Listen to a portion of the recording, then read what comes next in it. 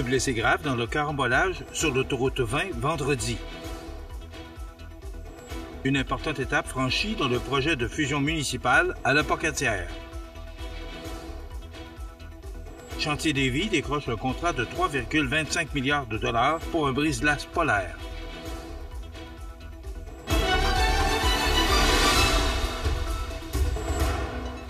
Lundi 10 mars 2025. Bonjour mesdames et messieurs et bon début de semaine. Voici maintenant votre bulletin d'information sur le réseau de télévision CMA TV. Un carambolage a causé la fermeture de l'autoroute 20 en direction est à la hauteur de la route Jean-Baptiste Cazot à Montmagny vers 9 h vendredi matin, impliquant plus d'une vingtaine de voitures et camions lourds. La poudrerie causée par les forts vents du sud-ouest avait fortement réduit la visibilité dans le secteur. Les services d'urgence ont été dépêchés sur les lieux, dont plusieurs ambulances provenant de Montmagny et des environs. Vers 10h54, nous apprenions que l'hôpital de Montmagny était en code orange depuis environ 1 heure, dû au nombre important de personnes qui y ont été amenées par ambulance. Selon le site web du CI3S de Chaudière-Appalaches, le code orange indique au personnel médical de l'endroit de répondre efficacement à l'arrivée massive de blessés à la suite d'un sinistre majeur externe et enjoint aux personnes concernées de rejoindre le plus rapidement possible leur lieu de travail pour effectuer les tâches prévues au plan des mesures d'urgence. Selon Radio-Canada, 4 personnes auraient été blessées dans l'accident, un homme dans la cinquantaine et un autre dans la soixantaine auraient été transportés à l'hôpital dans un état critique, selon et confirmé par la Sûreté du Québec, dont par Mme Béatrice Dorsainville. On ne connaît pas à ce moment-ci de la journée si les 2 blessés sont maintenant hors de danger. L'autoroute 20 a été rouverte partiellement en début d'après-midi, alors qu'on s'affairait à dégager les véhicules impliqués dans ce carambolage. C'est une page d'histoire qui s'écrit pour la Pocatière et ses municipalités voisines. Le lundi 3 mars dernier, la ville de la Pocatière ainsi que les municipalités de Sainte-Anne-de-la-Pocatière et Saint-Onexime-Dixworth ont franchi une étape décisive en adoptant officiellement le règlement commun menant à leur fusion. Une décision unanime des 3 conseils municipaux qui pourrait mener, dès cet été, à la naissance d'une nouvelle ville. Le projet, initié en 2022 par le maire de la Pocatière, Vincent Bérubé, arrive donc à sa dernière phase d'acceptation. Si tout se déroule comme prévu, la ministre des Affaires municipales et de l'Occupation du territoire rendra son verdict d'ici 1 mois. Ensuite, les citoyens découvriront leur nouvelle municipalité dès le mois d'août, avant d'être appelés aux urnes pour élire leur nouveau conseil municipal le 2 novembre prochain. Cette fusion n'a pas été qu'une simple formalité, les élus et les équipes administratives ayant traversé un processus long et rigoureux. Toutefois, ce temps aura permis aux 3 municipalités de mieux se connaître, d'harmoniser leurs visions et surtout d'informer les citoyens sur les implications concrètes du regroupement. Parmi les enjeux soulevés, la question des ressources humaines, matérielles et financières a été au cœur des discussions. L'objectif étant de garantir des services de proximité de qualité tout en optimisant les opérations pour assurer une gestion municipale plus efficace et plus cohérente. Les réactions des citoyens sont majoritairement positives, plusieurs d'entre eux ayant exprimé leur appui lors des consultations publiques. Pour Yvonne Tremblay, résidente de Sainte-Anne-de-la-Pocatière, cette fusion représente une opportunité pour assurer la pérennité des services municipaux. En regroupant nos 3 municipalités, nous garantissons le maintien et l'expertise des employés municipaux tout en préservant un service de proximité de qualité. De son côté, Maxime Paradis, citoyen de la Pocatière, voit dans ce projet un avenir prometteur. Nos 3 municipalités sont à la fois sœurs et complémentaires. Chacune apporte ses forces à la nouvelle ville. Ce regroupement, c'est la certitude d'un meilleur positionnement régional et d'un développement mieux coordonné. Quant à Marcel Lemieux, résident de Saint-Onexime-Dixworth, il considère que ce projet aurait dû voir le jour bien plus tôt. Cette décision a été mûrement réfléchie. Nos ressources complémentaires vont permettre de bâtir une ville dynamique et avant-gardiste à l'entrée du Kamouraska. Ce magnifique projet commun de magnifiques projets communs nous attendent. Si l'enthousiasme est palpable, il reste encore une étape décisive avant que la fusion ne devienne réalité. Les citoyens qui souhaitent se prononcer, que ce soit en faveur ou contre, ont jusqu'au 3 avril pour soumettre leurs commentaires à la ministre des Affaires municipales. Par la suite, le gouvernement aura 30 jours pour rendre son verdict. Pour faire connaître sa décision qui pourrait sceller le destin de cette fusion municipale historique. Chantier Lévis décroche un contrat de 3,25 milliards pour un brise-glace polaire. On vous donne tous les détails après la pause. C'est à travers le respect et le besoin de faire plus pour les familles en deuil et l'expérience qui s'est transmise de père en fils que la Maison funéraire Laurent Normand a su au fil du temps se bâtir une réputation de confiance. La Maison funéraire Laurent Normand à Montmagny. Laissez-nous vous accompagner. Le restaurant Pizzeria Porto Bellissimo, un incontournable à Saint-Jean-Port-Joli. Pizza débordante de garniture, menus variés et abordables. Délicieux desserts avec des produits de grande qualité des gâteries de l'Ami. Porto Bellissimo et les gâteries de l'Ami, route de l'église à Saint-Jean-Port-Joli. CMA TV agrandit son rayonnement de diffusion. En plus de regarder CMA TV sur son site web et sur le câble de Cogeco, vous pouvez maintenant capter la programmation de CMA TV sur le canal numérique 206 ou analogique 14 sur le câble de Saint-Pamphile. CMA TV, partout pour vous. Vous regardez CMA TV, le réseau de l'information sur la Côte-du-Sud. Le gouvernement fédéral vient de confirmer l'attribution d'un contrat de 3,25 milliards de dollars au chantier Lévis Canada Incorporé, basé à Lévis, pour la construction d'un nouveau brise-glace polaire de la garde côtière canadienne. Ce projet s'inscrit dans la stratégie nationale de construction navale et marque une avancée significative dans le renforcement de la présence canadienne dans l'Arctique. Ce brise-glace, qui sera l'un des plus avancés au monde, vise à moderniser la flotte vieillissante de la garde côtière et à garantir la souveraineté du Canada dans ses eaux nordiques. En plus de sécuriser la navigation en milieu polaire, ce navire jouera un rôle clé dans le soutien aux communautés autochtones, la recherche scientifique et la gestion des urgences maritimes. Un deuxième brise-glace du même type est également en construction dans l'ouest du pays, au chantier Vancouver Shipyards de Jaspen. Ensemble, ces deux mastodontes des mers permettront d'étendre la présence du Canada dans l'Arctique avec des capacités de navigation et d'intervention supérieures à celles des brise-glaces actuelles.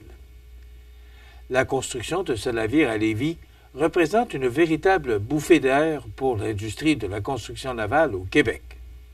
Ce projet va non seulement créer des centaines d'emplois qualifiés, mais il renforcera aussi le savoir-faire québécois dans un secteur hautement stratégique.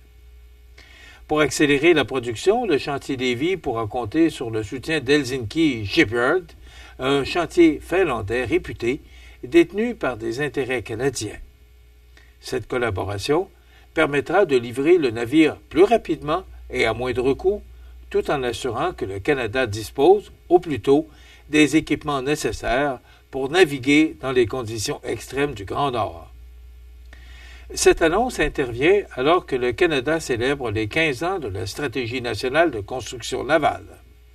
Depuis 2010, cette initiative a permis la livraison de 8 grands navires et de 34 petits bâtiments à la Marine royale canadienne et à la garde côtière, tout en soutenant plus de 20 400 emplois chaque année.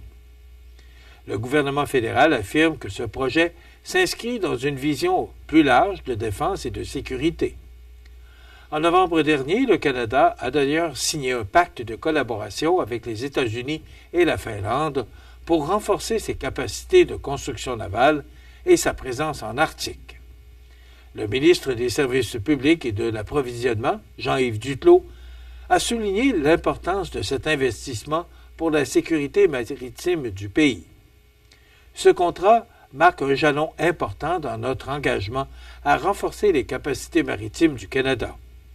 Ce brise-glace ultramoderne contribuera à assurer une navigation sécuritaire et efficace dans l'Arctique, tout en soutenant la recherche et la protection de l'environnement.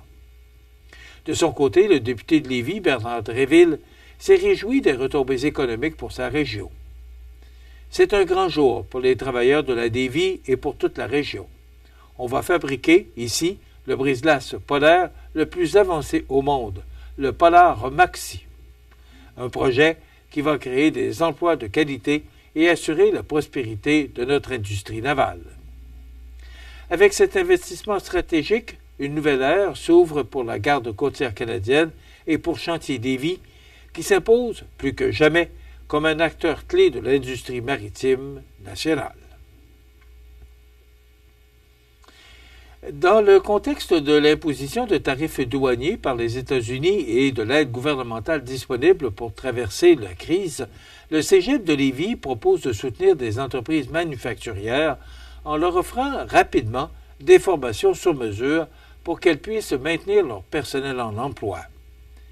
Le Cégep de Lévis possède une expertise reconnue en automatisation, en robotique industrielle, en dessin assisté par ordinateur et en conception mécanique, des domaines clés pour accroître la productivité des manufacturiers. Le gouvernement du Québec a lancé l'appel de projet « Formation » pour la résilience et la compétitivité en emploi afin d'aider les entreprises touchées par les tarifs douaniers.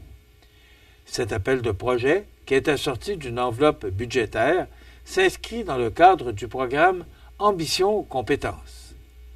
Lorsque les conditions sont respectées, le programme couvre 100% de l'analyse des besoins, 100% des coûts de développement de la formation, ainsi que 85% des salaires des travailleurs participants. Grâce à son équipe de formateurs expérimentés et à la disponibilité des équipements nécessaires aux apprentissages, le Cégep de Lévis peut offrir rapidement des formations sur mesure en entreprise ou en ligne. Cette solution est avantageuse pour les employeurs qui pourront saisir l'occasion de maintenir des membres de leur équipe en poste tout en leur permettant de rehausser leurs compétences. Au cours des derniers jours, nous avons entendu des employeurs et des travailleurs inquiets. Avec les moyens dont nous disposons, nous voulons les aider à traverser cette période d'instabilité qui est très difficile sur les plans financiers et humains, conclut Kathleen Quentin, directrice de la formation continue et des services aux entreprises au Cégep de Lévis, invitant les entreprises à communiquer avec les cégeps pour obtenir plus d'informations. Les sports, présentés par Groupe Corriveau, entrepreneurs électriciens et plomberie, un appel, 4 services. Groupe Corriveau à Montmagny, 88 248 8992, votre solution. Vous avez des projets de construction ou de rénovation? Pensez Groupe Corriveau, entrepreneurs électriciens et plomberie. Un appel, 4 services, 88 248 8992, Groupe Corriveau à Montmagny ou groupecorriveau.com. La solution pour du travail bien fait.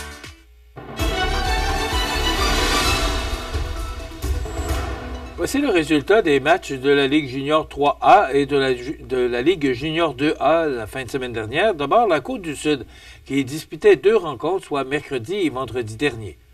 L'Everest a partagé les honneurs des 2 rencontres contre les Prédateurs de Joliette avec une victoire de 5-3 grâce à Tommy Bouchard, en avantage numérique, qui a scellé l'issue du match en inscrivant le but de la victoire avec des passes de Riverain et Bégin.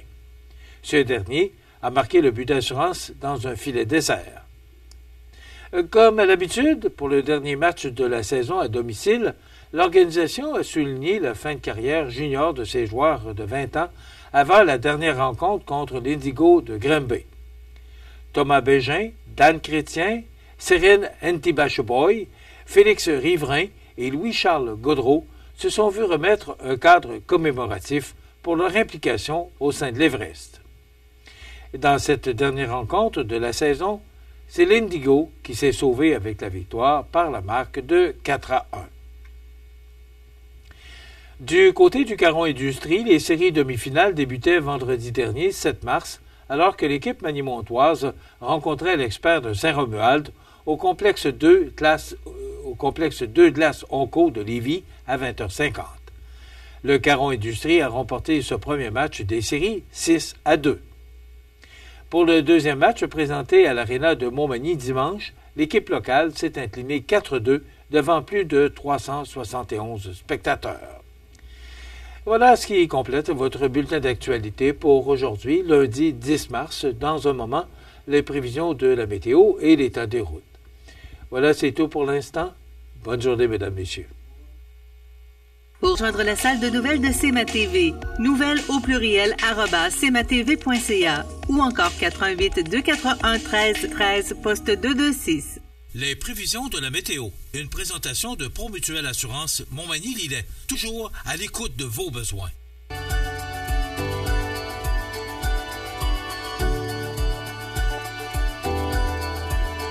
Besoin d'assurance? Promutuelle Assurance. 418-248-7940. La la la la la la la. Bon, ben, pour nous, ça a été quand même pas si pire. C'est pas une fin de semaine qui va passer à l'histoire, mais pour l'Est, ils ont reçu plus de 40 cm de neige, des vents forts. C'est 3 jours de tempête là, à partir de l'Est, à partir de Rivière-du-Loup jusqu'à Gaspé, les îles de la Madeleine. Donc, ils ont goûté pas mal. Maintenant, si on regarde l'image satellite, là, ce sont des précipitations de neige. Vous allez voir, là, la température va s'adoucir, puis après ça, ça va descendre, ça va remonter. Puis même en fin de semaine, là, c'est vraiment du temps très doux. Le printemps, on est à 11 jours du printemps, donc ça s'en vient. Il faut y penser que le printemps est à nos portes. J'espère que vous avez changé d'heure, parce que sinon, vous allez nous écouter en rediffusion. Donc, pour aujourd'hui, lundi 10 mars, on parle d'alternance de soleil et de nuages, faible neige intermittente qui débute en mi-journée, des vents devenant du sud-ouest à 20 km avec des rafales à 40 en mi-journée, maximum doux de -2. Ce soir, la nuit prochaine, partiellement nuageux, 30 de probabilité d'averse au cours de la nuit, des vents jusqu'à 15 km/h, maximum quand même doux là, pour la nuit à -5. Demain, mardi, nuageux, de la pluie qui débute en après-midi, des vents devenant du sud-ouest à 30 km avec des rafales à 60 en mi-journée, maximum de plus 5 degrés. Mercredi, du soleil, maximum de -4. Jeudi, alternance de soleil et de nuages avec un maximum de -1. Et pour vendredi, un maximum de 6 degrés. Alors, vous voyez là, que les températures varient là, de jour en jour. Les normales de saison, censées de l'année, sont de -1 le jour, -11 la nuit. Le soleil s'est levé à 7h06 et se couchera à 7h-20 ce soir, 18h40, heure avancée de l'Est. Il fait actuellement -12 degrés à l'extérieur des studios de CMA-TV. Les vents soufflent de direction sud-est à 4 km/h. L'humidité est 81% et la pression barométrique est à 100,8 kPa. Donc, c'est du temps, là, ça va s'ennuager au cours de la journée. Un petit peu de précipitation, rien de bien important. De la pluie qui débute demain, et là, le beau temps qui revient, et à chaque fois, quand les nuages s'amènent, le temps doux s'amène, et quand c'est du soleil, c'est un petit peu plus froid. Et pour la fin de semaine, on parle de temps très doux. Pour le menu de cette journée, dans quelques instants, on recevra François Lapointe, qui est coordonnateur des communications au Conseil régional de l'environnement Chaudière-Appalaches. Il viendra nous parler du bac bleu, entre autres. On devait recevoir une invitée de la Chambre de commerce, mais en raison de problèmes, malheureusement, cette personne n'est pas là. Alors, on va parler de l'actualité. On va jaser parce que ce n'est pas l'actualité qui manque pour ce lundi. Alors, on va jaser de l'actualité. On va recevoir peut-être un petit peu plus tôt notre ami François là, qui va nous parler de récupération. Et après ça, on jasera à nouveau d'actualité. C'est le menu de cette émission du lundi 10 mars. Je vous souhaite donc une excellente émission à notre antenne.